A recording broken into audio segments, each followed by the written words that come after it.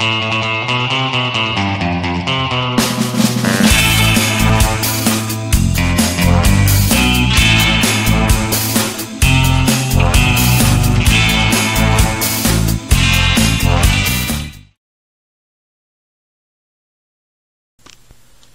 again guys, I'm back with another unboxing.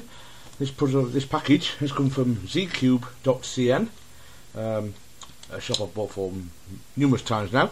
For the last few orders they've offered a shipping option of Royal Mail, which is surprising given it's a Chinese company. I don't know if Royal Mail have set up operations over there, but it's always their cheapest option and it comes fairly quickly. It's normally within 10 days or so in the past, but amazingly this order has arrived in just 6 days, which is pretty incredible, I think. So yeah, a few very interesting puzzles in this, as you will see. I'm very excited about what's in here. So get it open and show you what I've got. Oh good grief, that's going to be messy.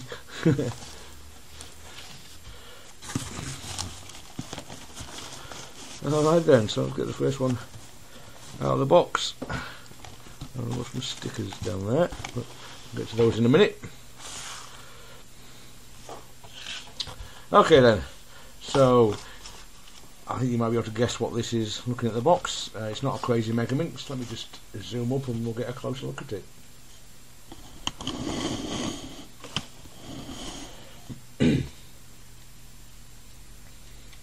So you might have seen my recent unboxing video of the Bermuda Jupiter Cube. Oh no, this isn't stickered. That's why there's loads of stickers in the box. Oh well. The other one I got came stickered. That was from a different shop. Oh well, never mind. So yeah, you will have seen my hopefully Jupiter Bermuda Minx or Bermuda Megaminx unboxing, and as I stated, cap falling off. As I stated on there, was that was very much one of my new favourite puzzles. So much so that I went away and ordered some more of them, and this is the first one. This is the Venus version. Obviously I need to get this stickered before I can show you a proper look, but just to, if you remember, the Jupiter version had two of this type of phases, a kind of trapezoid centre, and two of these. There's a few of these caps sticking out. We've only centre caps, that's fine. Where's the other special phase? Ah, there we are. Two of these parallelogram or diamond shaped centerpieces, whereas this one's just got one each of those. Let's see, I've got a Fisher face there, a Fisher type face there, so yeah, just two of those, but they don't really make much difference. So all you've got to do is turn those slightly like that to be able to turn. So let's see how this. I'll tell you what, let me go away and get this stickered, and then I'll come back and show you a little bit more detail then.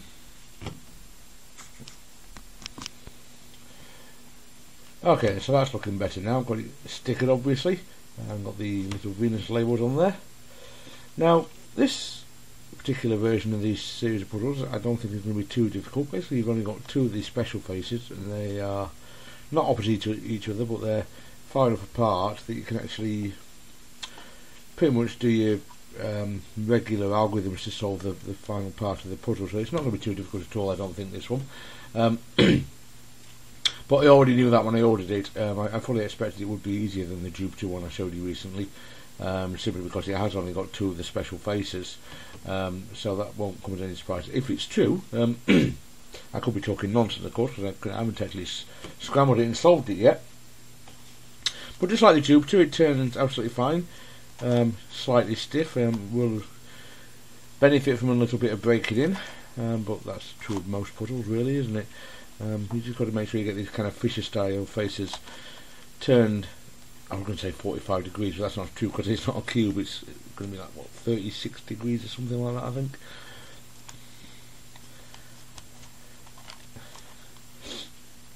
So yeah, I don't think this one's going to take anything like the number of setup moves that was required on the Jupiter one when I was solving that one. But I'm fairly sure it's still going to be a fairly interesting puzzle. It's going to be more challenging than a regular Megaminx, that's for sure. But I'm sure I can use what I've learned from solving the Jupiter to make this one a bit easier than it perhaps otherwise would have been. If this was your first introduction to these puzzles, then you might find it a little bit more challenging than perhaps somebody like me who's gone for a harder one first. So obviously I'll tell you more of what I think in that regard once I've solved this one, which hopefully won't take too long. I should be able to take it to work and get a bit of playtime in at work with it over the next few days, so hopefully it should be solved in that time.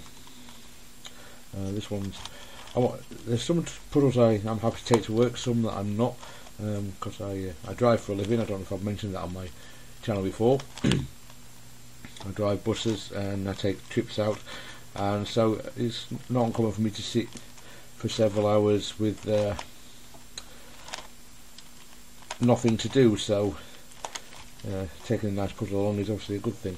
But obviously I don't take anything that's unstable in any way, because if it pops while I'm on the bus, then oh, that's only a centre cap, that's alright.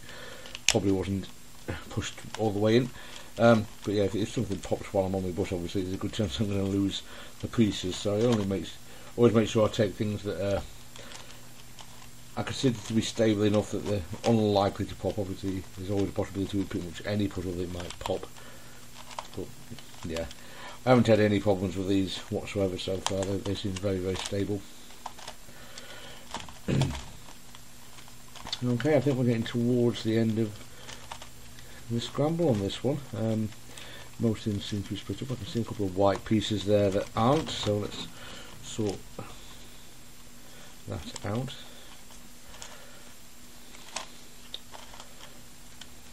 And yeah, I think that's about it. I think I'm going to call that scrambled. Alright then guys, I will go away, hopefully solve it, and get back to you once I've done so.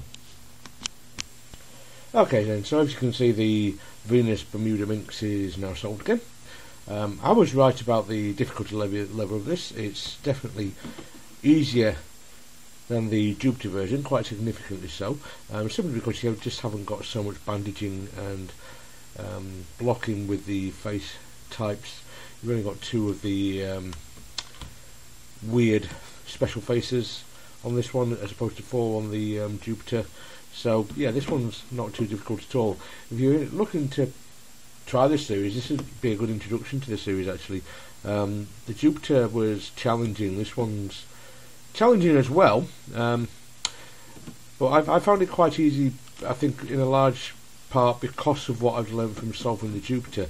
That really helped me to kind of figure this one out. I think it would probably have taken me a bit longer if I hadn't done the Jupiter first. So yeah, this is definitely a good introduction to the series. Like the Jupiter, the turning is a little bit stiff, but it's not terrible. Could probably use a little bit of lube. I might drop some Maralube in it. I haven't lubed it at all. It's broken in nicely. The turning quality is absolutely fine. It's just that it's not a smooth turn. Oh, sorry, I'm trying to turn this to show you. It's not like even when you've got a flat face pressed against, you're not going to be able to finger trick this.